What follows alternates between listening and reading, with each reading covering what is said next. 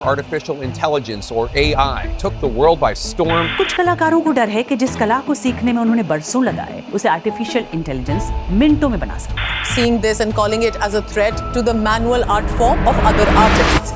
तुम्हें क्या लगता है AI आर्ट को खत्म कर रही है? इसका जवाब छुपा है 10,000 साल पुराने झारखंड के गुफा में। सोहराई और कोहबर जो हमारा झारखंड राज्य का लोक कला है, जो अभी बहुत लोकप्रिय हो गया है, पर बहुत से लोग नहीं जानते हैं कि इस कला का शुरुआत आज से 10,000 साल पहले इसको केव से हुआ था। 1991 में मेरे दादाजी पद्मश्री बुलु इमाम के द्वारा इसको केव का जब खोज हुआ था तो हमें रियलाइज हुआ कि जो सिंबल्स एंड मोटिव्स जो हमारे केव में है वो हमारे सोहराई एंड कोहबर आर्ट से कनेक्टेड है। ये मोटिव्स जैसे कमलबंद हो गया, शादी चौक हो गया, कंसेंट्रिक सर्कल्स, ट्रायंगल्स, अभी भी ये सारे मोटिव्स हमारे सोहराई और कोहबर आर्ट में देखने को मिलता है। अपने अपने मिट्टी के घरों के दीवारों पर मिट्टी के प्राकृतिक रंगों के साथ कुछ चित्रों का अंकन करते हैं, जिसे ही सोहराई और कोहबर पेंटिंग कहते हैं। और ये विशेषकर सिर्फ 4 रंगों से ही बनता है, जिसमें कि काली मिट्टी, दूधी मिट्टी, लाल मिट्टी और पीली मिट्टी। इन 4 रंगों के मिश्रण से ही सोहराई कला बनाए जाते हैं।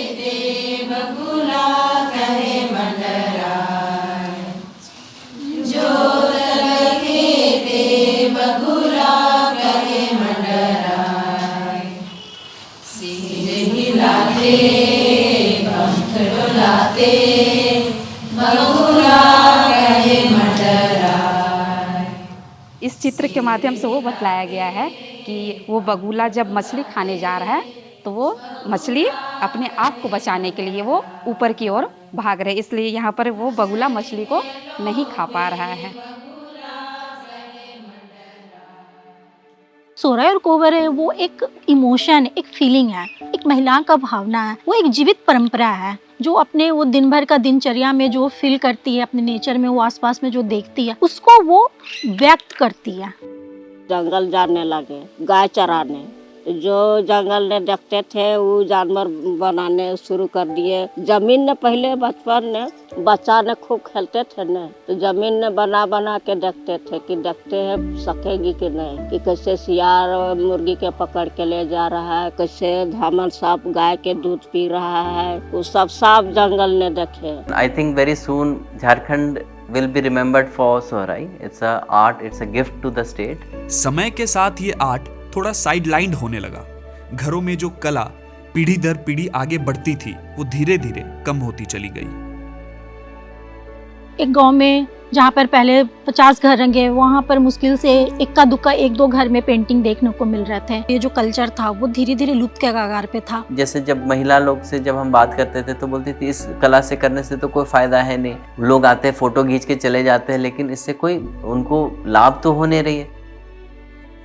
इस कला की वैल्यू समझते हुए भारत सरकार ने इसे बचाने का स्टेप लिया।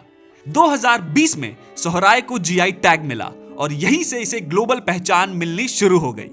इससे बड़ा अवसर नहीं हो सकता है। तो जो चैलेंजेस थी हमारी जो हम खोए हैं, अभी हमको वो पाने का मौका एक जीआई टैग से मिला है कि it's not longer an art, it's a movement. Sohrai को लेके क्रेज हो गया है, खासकर विशेषकर जीआई के बाद। जीआई से पहले ये लोग इस कला को उतना महत्व नहीं देते थे, उतना जानते भी नहीं थे। आजकल के बच्चे मार्केट में बैग पकड़ के जा रहे हैं, टीचर अपना लंच बॉक्स लेके जा रही हैं, लड़कियां दुपट्टा लगा के जा रही हैं, तो बहुत खुशी होती है कि देखिए ये पहले हम लोग दीवार में बनाते थे, अभी देखो ये लोग दुपट्टा ओढ़ के जा रही है।